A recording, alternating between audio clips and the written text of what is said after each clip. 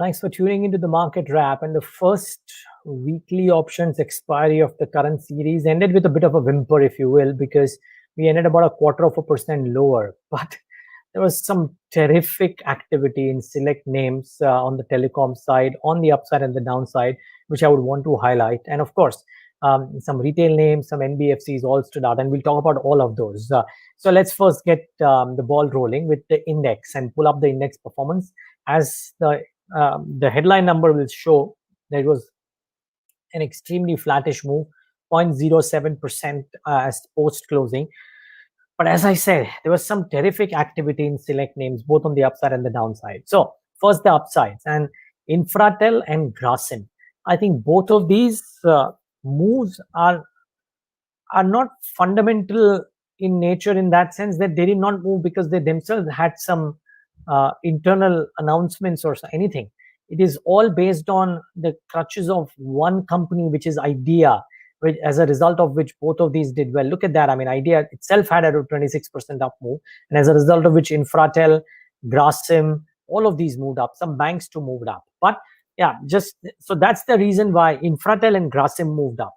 Both of them have Vodafone Idea to thank. Grasim too, by virtue of the holding company, had a really decent outing. Then on the index, we also had Titan doing reasonably okay for itself. I think a lot of people who have given technical calls on Titan now saying that it's time to book money and take some money off the table because some of the targets have been achieved. But it's been a pretty decent move by Titan as well in today's session. So that aside, of course, the likes of Tech Mahindra, Wipro all participated. What didn't do well was Bharti Airtel. Like I said, 2.5% lower. So as much as almost everybody's come out and said that if you want to buy, go out and buy Bharti. And Goldman Note today spoke about buying Bharti and selling Idea, almost like the famous last words, really. Axis Bank, Kotak Bank, SBI. So the banks kind of played a bit of a spoil sport in the session today.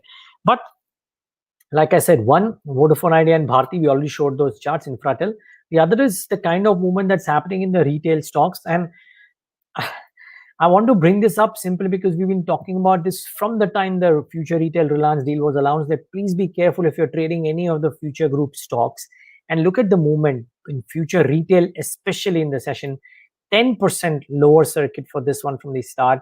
It just shows that you have to be very, very careful when you're trading into looking at some of these names. That aside, Aditya Birla Fashion and Retail came off. Page Industries after the numbers, and also some news reports in Reuters, I think, about Speedo not happy with the kind of compliance that Page has done in manufacturing.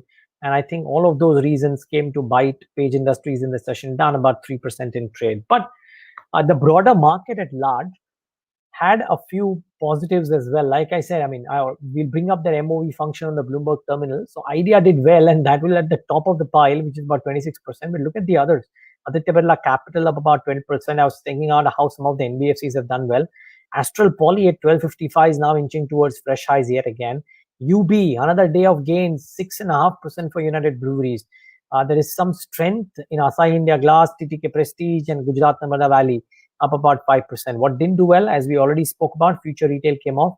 India One Intermesh had a bit of a corrective move, bit of gravity needed. But yeah, all the Future Group stocks, as you can see, correcting. All retail stocks, TCNS Clothing down about 4.5 to 5% as well.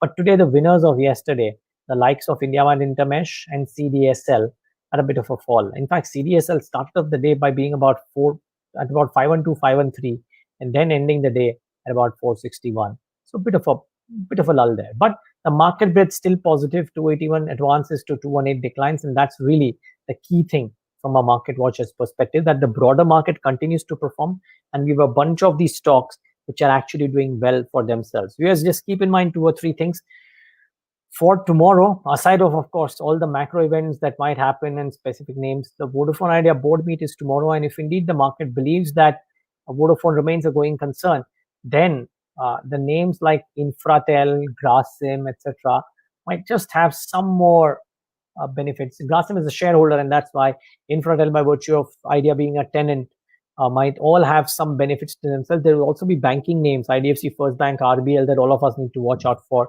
So those are a few things that you have to keep in mind in trade. Yesterday is the last day of the week. And it's the day of the board meet for Vodafone Idea. So that arguably remains one of the most important corporate events to watch out for. But aside of that, we will be keeping a keen eye out on what comes out of the border issues between India and China, and does that have the power to derail any kind of positive momentum? And if the globe stays happy and hunky dory, then we might have a decent enough outing as well. Just bring up the globe since you're on the talk of it before we wrap up the show. Remember, yesterday Europe was rock solid. In today's session too, there is a tinge of green on the screen for the European bourses, and that only augurs well for the sentiment for our markets tomorrow. Let's see if these last, and let's see more importantly if the Dow, S&P, and the Nasdaq do well when those markets start trading. But the color is firmly green. Thanks so much for tuning in to the Market Wrap today.